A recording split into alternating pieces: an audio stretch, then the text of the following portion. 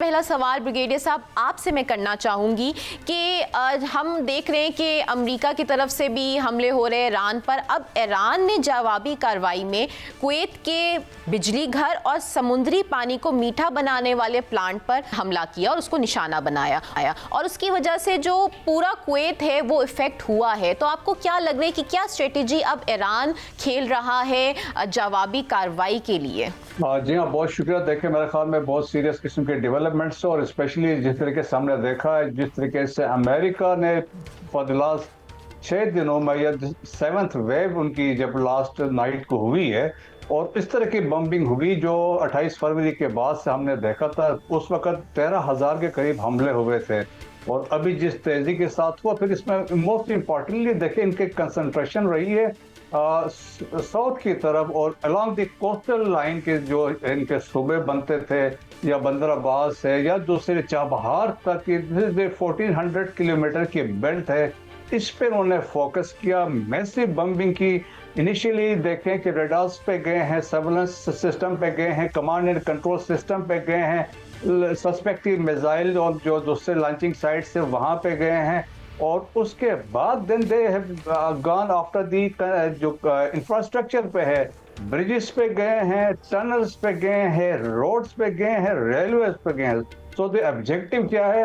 वो चाहते हैं कि नॉर्थ और साउथ को तोड़ दिया जाए, उनका जो आपस में राब्ता है उसको ख़त्म किया जाए और जो लॉजिस्टिक्स की कम्युनिकेशन है वो ख़त्म किया जाए और इसी तरीके से ईरान की जो डिप्लॉयमेंट है, जो फोर्सेस है कोस्टल लाइन के ऊपर, उनको डिग्रेड किया जाए, उनको कमज़ोर किया जाए। सब्सिक्वेंटली हो सकता है उसी स्टेज पे अगर अमेरिका प्लान करता है अपने ट्रुप्स उतारने के लिए, या खरक आइलैंड की बात करते हैं या तम ग्रेटर और लेसर की बात है, अबू मूसा है या स्ट्रेट ऑफ हॉर्मुज़ के प्लेट पे कोस्टल एरियाज में, ताकि एक ग्राउंड उसके लिए तैयार किया जा सके। सो ये एक पॉसिबिलिटी उस हिसाब से ये कर रहा है।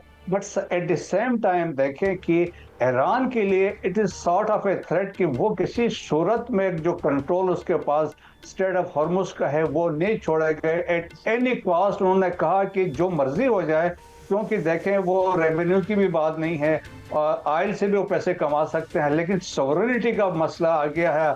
और देखें कि अमेरिका की कोशिशें थी कि उनको घुटनों पर लाने की, उसमें कामयाब नहीं हुए। अब ये स्ट्राइक्स करके कोशिश कर रहे हैं कि उनको घुटनों पर लगाए। बट एक और जो डेवलपमेंट हुई है, जो एक्टिविटी हमने बाबुल मंदब में देखी है, अगर वो एक्टिवेट होती है और जिस तरीके से अभी ईरानियन जो अल-कुद्स फोर्स के कमांडर इस्माइल खानी ने कहा we are going to form a belt, उन्होंने कहा स्ट्रेट ऑफ हॉर्मुज़ और बाबुल मंदब को मिलाएंगे। और फिर एक और कंसेप्ट अभी डिस्कस हो रहा है, there is a sort of a pincer movement होगा कि दोनों साइड से हमले होंगे। और फिर इसके अलावा ये भी है, देखिए उससे क्या मुश्किलात पेश आ सकती हैं कि दुनिया में इकोनॉमी जो है कि वो क्लैश कर जाएगी। और देखें सऊदी अरब के लिए एक ही एग्जिट था, अगर स्ट्रेट ऑफ हॉर्मुज़ बंद होता है तो वो यहाँ से वो अपने ऑयल को निकालता है, वो बंद हो जाएगा। देन यूरोप और एशिया का जो कनेक्टिविटी है वो बंद हो जाएगी। सो ग्लोबल इकोनॉमी पे सीरियस इसकी इम्प्लीकेशंस होंगी। सो उस पर अब कंटेस्ट, अब जो ईरान ने काउंटर, एक तो ये मैसेज दिया हम ये कर सकते हैं।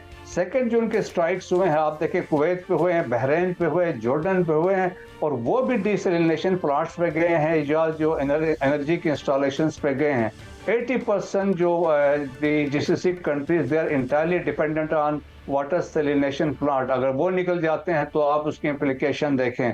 सो बट स्टिल कि ये वाइडर कॉन्फ्लिक्ट के लिए नियर फ्यूचर में नहीं जाएंगे, ये स्ट्राइक इस तरीके से चलती रहेंगी क्योंकि लिमिटेशंस हैं।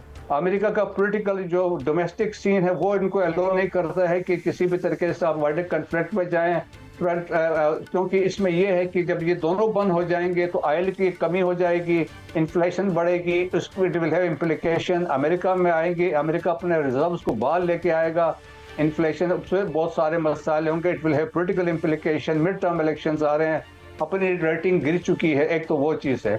फिर ईरान के अपने लिए भी मसला है क्योंकि the straight of Hormuz is life line for them, क्योंकि अगर पीछे से ब्लॉकेड भी हो गया है तो ईरान कब तक रेजिस्ट करेगा। तो ये बहुत बड़ा बिल्कुल थैंक यू सो मच। अब मैं नेक्स्ट सवाल एहसान साहब आपसे जानना चाहूंगी कि हम वो सिचुएशन के बारे में अगर सोचें तो आपके नज़दीक ईरान अमेरिका तनाज़े का सबसे ख़तरनाक मंजर नामा क्या हो सकता है और किन चीज़ों के लिए हमें तैयार रहना है वो सिचुएशन के हवाले से? रिफा, थैंक यू वेरी मच। बड़ी अनफॉर्चुनेट सी चीज़ है कि 5 महीने हो गए हम एक ही सब्जेक्ट को बार बार, एक ऐसी जंग को हम डिस्कस कर रहे हैं जिसमें ना कोई स्ट्रेटजी समझ आ रही है, ना एंड स्टेट पता लग रही है। जो इसमें इनिशिएटर है उसका जो रीज़न था और उसने क्या गोल पोस्ट रखे थे शुरू करने पे, और अब वो किन चीज़ों पे काम कर रहा है, इट्स वेरी अनफॉर्चुनेट।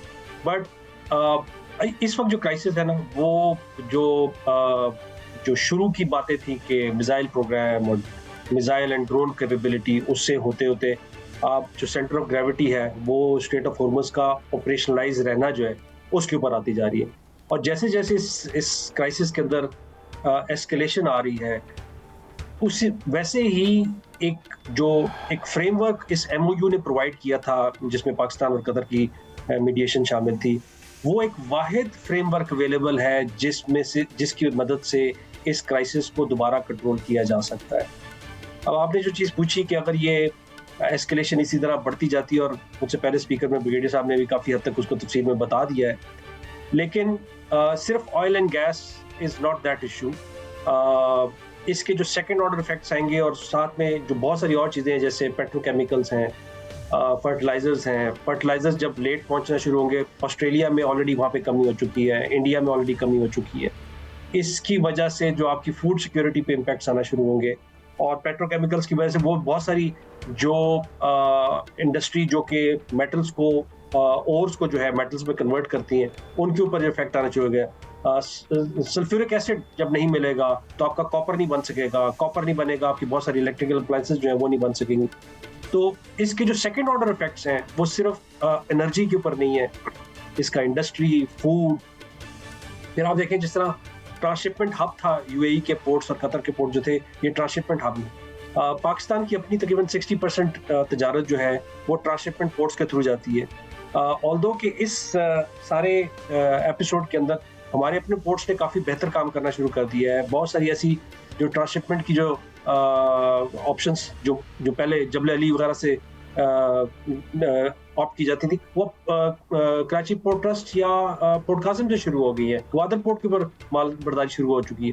लेकिन इसके जो लॉन्ग टर्म इफेक्ट्स हैं ग्लोबल ट्रेड के ऊपर, सप्लाई चेन मैनेजमेंट के ऊपर बहुत एडवर्स आएंगे। और ये जो बाबल मंदब के ऊपर जो एक्टिविटी होने वाली है, अगर ये भी शुरू होती है तो, और साउथ अफ्रीका की तरफ से जब जहाज निकलना शुरू होंगे, जो पिछली दफ़ा जब ये हुआ था तो $2200-2400 जो लग रहे थे नॉर्मल कंटेनर को भेजने के लिए यूरोप, वो प्राइस एस्केलेट करके तकरीबन $5000 पे चली गई थी। अब ये जब दोबारा होगा तो ये शायद उससे भी बियॉन्ड होगा। तो पूरी दुनिया के इसकी जो इफेक्ट्स आएंगे वो इस पे बेकाबू हो जाएंगे। एब्सोल्युटली बेंचमार्क है जी। Just give me 130 seconds on this.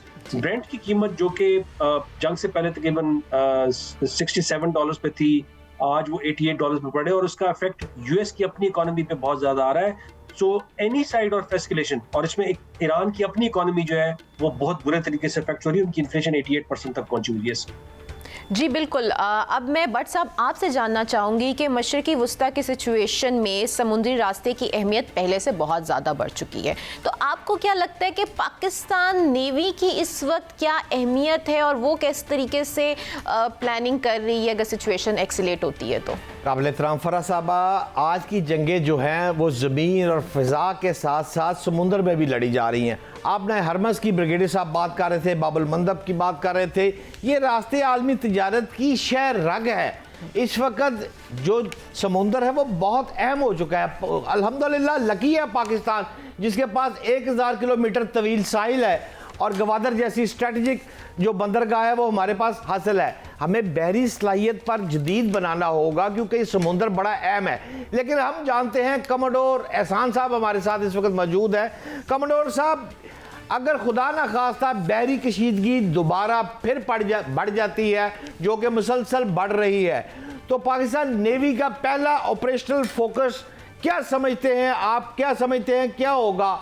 साहिल दिफा, गवादर, कराची की बंदरगाह का तहफ़्फ़ुज़ या इंटरनेशनल तजारती जहाज़ों की सिक्योरिटी जो है वो होगा?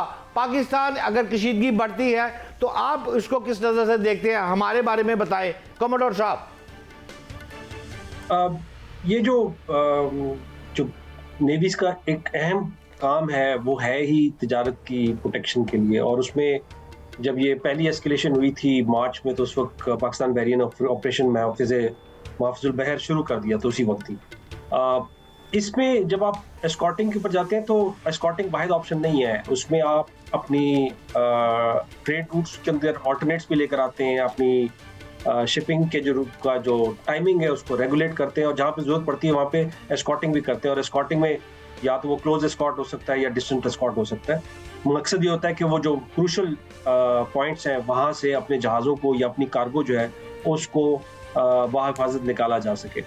अभी इस वक्त जो है वो जो स्ट्रेट ऑफ हॉर्मज़ में से जो जहाज़ों की पासिंग है वो इतनी रिस्ट्रिक्ट हो चुकी है कि जो नॉर्मल 130 के करीब जहाज़, 140 के करीब जहाज़ रोज़ाना गुजरते थे, कल की तारीख में जो मरीन ट्रैफिक का जो एस्टिमेट है वो है 8 शिप्स, उसमें एक कार्गो है, एक टैंकर है और कुछ और जहाज़ हैं। लेकिन ये वो जहाज़ है जिनका अपना AIS ऑन था और उनको AIS पे रिकवर किया जा सकता था। इसके अलावा अगर कोई डार्क शिप है तो उसमें उसकी इंफॉर्मेशन इसमें शामिल नहीं है। नाउ जो आपने बात की कि गवादर और कराची, अल्हम्दुलिल्लाह अभी तक से इस ट्रेड का जो इस जंग का जो थिएटर है वो रिस्ट्रिक्ट है पर्शियन गल्फ के अंदर और गल्फ ऑफ ओमान के ऊपर। खुदा न खास्ता अगर इसका सफीर बहुत बाहर आगे की तरफ बढ़ता है, जैसे अगर आपको पता हो कि जब 80 की दहाई में ईरान इराक की जंग चली थी तो एक बाकायदा टैंकर वॉर लड़ी थी इन दोनों ममालिक ने आपस में, और जिसमें टैंकर्स को आपस में टारगेट किया गया, और तकरीबन उसमें 300 के लगभग जहाज थे जिनको ओवर पीरियड ऑफ 2 से 3 साल के अंदर हिट किया गया। अभी नंबर बहुत कम है, अगर 3 और 2 5 के करीब टैंकर्स हैं जिनको हिट किया गया। लेकिन अगर ये चीज़ बढ़ना शुरू हुई तो एक तो जो ऑयल की प्राइस और शिपिंग और ये सारी और रिस्क प्रीमियम जितने बढ़ना शुरू होंगे वो तो अपना इफेक्ट आएगा। खास तौर पे जब ऑयल शिप्स हिट होंगे तो उससे जो गेडी साहब ने भी उसकी तरफ थोड़ा सा इशारा किया था, जो डिसैलिनेशन प्लांट्स हिट हुए, एक तो डिसैलिनेशन प्लांट्स का अपना फिजिकली हिट होना, दूसरा वो पानी जो वो लेके सक इन करके और फिर उसको रिवर्स ऑस्मोसिस के थ्रू साफ करते हैं, उसके अंदर अगर ऑयल सेडिमेंट्स आना शुरू हो जाए तो वो प्लांट्स अगर सही बिल्कुल थैंक यू सो मच एहसान साहब। एक आखिरी वक्त थोड़ा सा कम है हमारे पास और एक आखिरी सवाल करना बहुत ज़रूरी है। मसूद साहब, आप मुझे बताएं कि ये तो एक्सपेक्टेड था कि इस ताज़ा तरीन बमबारी के बाद आलमी मार्केट में खाम तेल की जो प्राइजेस हैं वो इंक्रीज़ होंगी, लेकिन सुनने में ये आ रहा है कि पाकिस्तान के पास तकरीबन 10 से 14 दिन का सिर्फ तेल रह गया। इसके हवाले से आप क्या कहेंगे? हम पास में भी देखा है कि सऊदीज ने हमें बेल आउट किया था, स्टिल ऑप्शंस हमारे पास है, even Irani still they will facilitate, अगर कोई हमारी अंडरस्टैंडिंग होती है, अगर हम यू कहीं से और से मुद्दे तेल लेते हैं और पैसेज को लास्ट टाइम भी हमें वो देते हैं तो वो पैसेज वहाँ से मुमकिन होगा। तो मेरे ख्याल में इस तरह मुश्किलात से हम निकल आएंगे, लेकिन ये है कि लॉन्गर एक हमने कोई अंडरस्टैंडिंग को देखनी होगी, वरना मुश्किलात यकीनन होंगे। और जिस तरीके से खाली पाकिस्तान, तो देखिए पाकिस्तान की इतनी रिक्वायरमेंट नहीं है, चाइना की ऑलमोस्ट 80% वो यहाँ से ले रहे हैं, 70% जापानी यहाँ से ले, इंडिया का ऑलमोस्ट 40% है, तो पाकिस्तान के लिए भी उस हिसाब से कम है, लेकिन but still we are dependent on state of Hormuz, mostly इस पे है। होपफुली गवर्नमेंट की कुछ ना कुछ इस पे बातचीत कर रही होगी और क्राइसिस ऐसे नहीं आएंगे।